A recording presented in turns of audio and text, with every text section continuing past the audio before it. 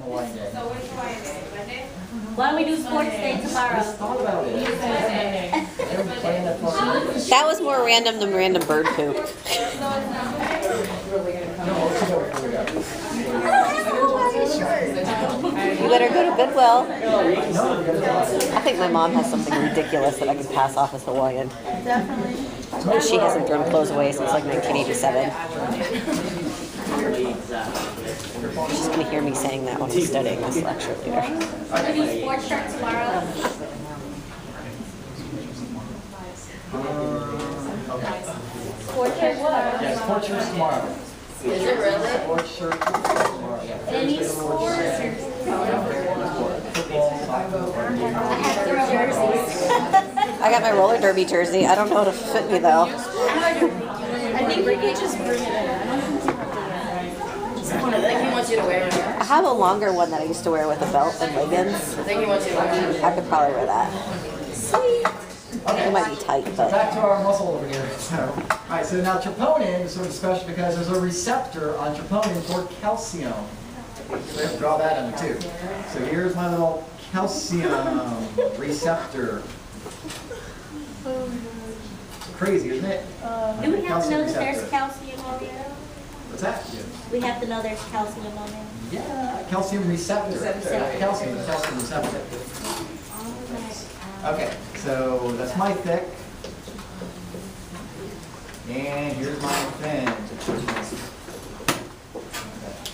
So remember, your sarcoplasmic reticulum, your sleeve, right, covers the myofibril, my arm.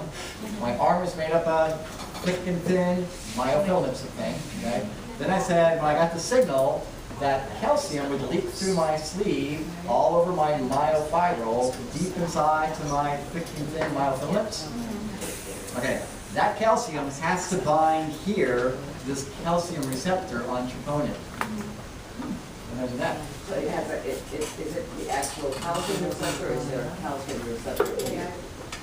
Yeah, good question. Calcium receptor located on troponin. How about that? Okay, yeah. Okay. Yeah. Yeah. So your calcium receptor receives the calcium and then it uncovers the Yeah, so what's going to happen? So you said before, the signal That makes so for much the sense. myosin head to latch on to actin, to do this sort of thing, is it just has to be uncovered. So here's what happens. The calcium comes down from the sarcoplasmic reticulum. It floods my little thick and thin myofilaments. Calcium binds troponin. Now troponin is like a staple. Okay, so when calcium binds sounds like somebody troponin, explained a you're really like pulling complicated staple. dream. So you're like pulling it out. You pull it out, it allows tropomyosin to slide. But I didn't have any pants on. And when it slides over, that's a signal for the myosin head to latch onto it and ratchet. And that's how the contraction takes place. It only ratchets I one color time. coordinated and that's how I understood it. There's like another little thing we have to do here too. Okay. So, yeah, so here's your little myosin head. It's preloaded with ATP. Yeah, it's the fuel for the muscles to work, right? So you have to have fuel to like make your muscles work. There's some awesome videos on YouTube of like showing it, like for example. I actually have one here to show you too. Yeah, so yeah, YouTube has tons of good stuff. All right, so that myosin head is preloaded. It's like a rat trap. So you like pull the spring back, ready to go. So once the rat gets on there, it goes snap, breaks the little net. What's that rats? Anybody? White rats? People have white rats in the I like past? peanut butter. Nobody in here? I like peanut butter, so I guess I like that. I used to pet sit and somebody had me pet sit their white rat. All right, so anyways, that thing is preloaded. Okay, so it's ready to go. So here's the thing though. So once I get the signal and the myosin head latches on and pulls, it's done. In order to get this thing to release, I have to reload it with more ATP. So I burn through my 1 unit of ATP when that contraction takes place. And in order to have it let go, I have to recharge it with more ATP. The reason I'm showing you that is because when you die, what happens to your body? You relax. Are you relaxed or are you stiff? You relax. You like Yeah. 24 hours to like really right? That's Right, so that rigor mortis thing, so rigor mortis, yeah, because that's why you're called stiff when you die, because your body gets really stiff. I'm gonna show you why your body gets really stiff.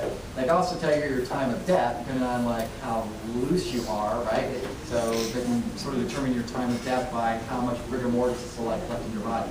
we're gonna come back and do some more of that for you too. All right, so that's the key. So, we're on fine. Okay. So tryptomycin, troponin, actin, we're all good? Okay. No. No? Just kidding. All right. Okay, so same thing there, we just went, yeah, we did the whole thing, sarcopenia, T2, sarcoplasm, myofibrils, filaments, sarcomere, A-band, we did all this already, so I think we're good. There's another little overview I get to say over there. Okay, perfect. Oh! Hit your head. That's so bad. It looks too painful, doesn't it? I will not do that for extra credit. Probably broke your nose because. Yeah,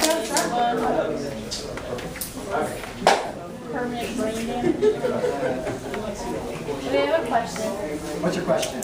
So I was cooking eggs this morning, and you know how like they say like if you get an electrical pulse that your arm will be stiff, and I like felt the electrical pulse, but I didn't get stiff. I got limp. Like I dropped it instead of. Oh, you got shocked, right? Yeah. Yeah, so that'll, yeah, it's gonna cause the muscles to like, yeah. Release. Yeah. The Okay. muscle needs contract like really quick. But I thought you would get like stiff. Well, you probably got stiff for a short period of time, you know, it's hanging on, right? Yeah. Yeah, it's like short. I didn't understand. I'm sorry. No, Okay. just laughing at him. More good stuff. Okay, so we have this thing known as the sliding filament theory, sliding filament mechanism. So that both ways, here's what we think happens sort of thing. That's pretty well proven, I guess, maybe so. The sliding filament mechanism. They slide, that's all they do. Thick and thin slide over each other and it makes the muscle shorten. That's all they do is slide? What's that? They slide, yeah, sounds like this, yeah. So my little orange red stuff is, any takers, actin or myosin, you guys think? That's myosin. Which one?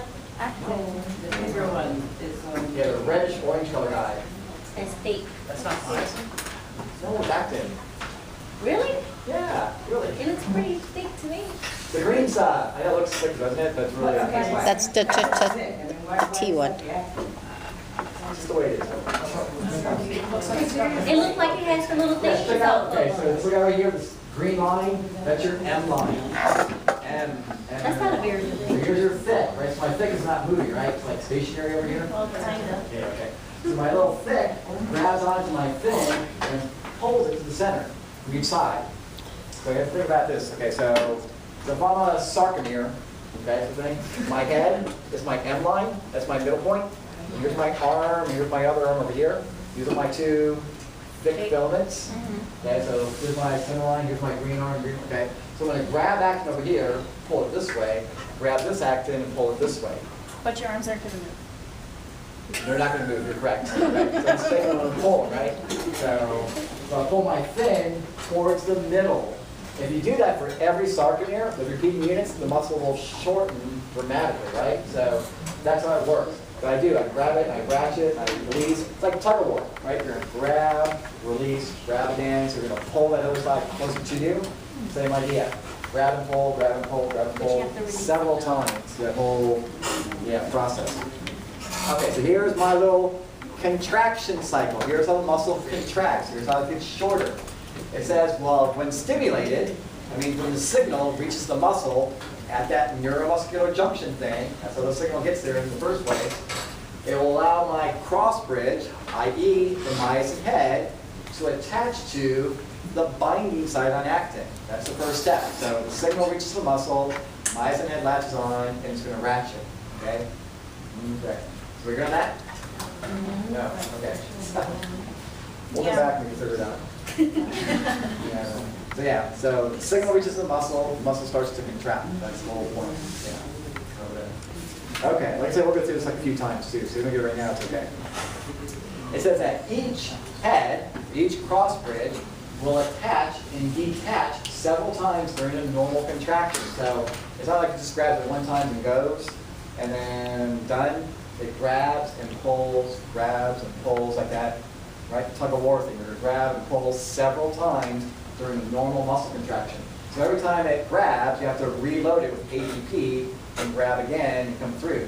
I think they say something like I forget what it is, just like move your finger like this and back, it burns like 20,000 units of ATP. It's like 10,000 units per second or something like that for like a small muscle. Carla, you like burning your ATP, man? It's like, you like burning part of your ATP, you're like, take it down. All right, so yeah, so every second, right, contraction thing going on. All right, so attach and detach. So it says those heads, right, those cross bridges act like tiny ratchets, so spring-loaded ratchets of thing, to propel the thin filament towards the center of the sarcomere, i.e. the M line, right? So when we grab it from each side, pull it to the middle. So it ratchets, releases, ratchets, releases, ratchets, releases. So is there like mitochondria like inside? Inside your muscle cells, mitochondria, yep. Lots of Is the ATP ATP stored in stored those. between the- Yeah, it's a regular cell. So we have all that good stuff in there. Glucose, glycogen, all that's in there. All right, so step 4 says, when that occurs, right, that big ratcheting thing, the sarcomere shortens. So again, I'm pulling from each side, so it does get shorter. The distance between the Z lines is shorter because my sarcomere is shortening, and that's what a sarcomere is. It goes from Z line to Z line, so it makes sense that it's going to get shorter. Don't worry about the rest, about how the I bands and the H zones are shortened or whatever. Just know the sarcomere shortens. That's the key, right? That's the functional unit of the muscle, is the sarcomere. So it makes sense for that thing to shorten when the muscle contracts. So that's all you have to really know. You guys feel like getting smarter yet? Or- No. Yes. Really? Okay, so that's my whole contraction thing. Here's a picture. Shows you how it looks like, sort of like in real life, maybe. You can see you have your actin, those little yellow balls. Tryptomyosin in blue. Troponin over here. Here's my calcium on this side. Now you need a few other things too. ATP, well, it's this, ADP. What's ADP versus ATP? Adenosine diphosphate. So if you lose a phosphate, you only have 2 left, so now it's a diphosphate instead of a triphosphate. So we can see how this thing's going to work out. Here's my big myosin head. So here's what's going to happen. So look at the top. That yellow ball dropping in, that's calcium coming from where? The sarcoplasmic. Sarcoplasmic reticulum, right. So calcium from this SR drops in, and it binds onto troponin. So watch it drop in, it binds troponin. Now troponin will do it. It sort of slides over, and when it slides over, it pulls this blue line with it too. And when it pulls the blue line, which is tryptomyosin, it exposes the binding site on actin. That's the signal for the big myosin head to like latch onto it and ratchet. In order to get it to release, you have to like reload it with more ATP. That's coming in to do that for you. So again, when it ratchets, we cleave off, right? We cut off that phosphate group. That's how it's going to work. What's the MG2? Magnesium. You never mentioned magnesium. Do you want me to talk about magnesium? No. We need magnesium for the normal muscle contractions to occur. So you have to have both on there.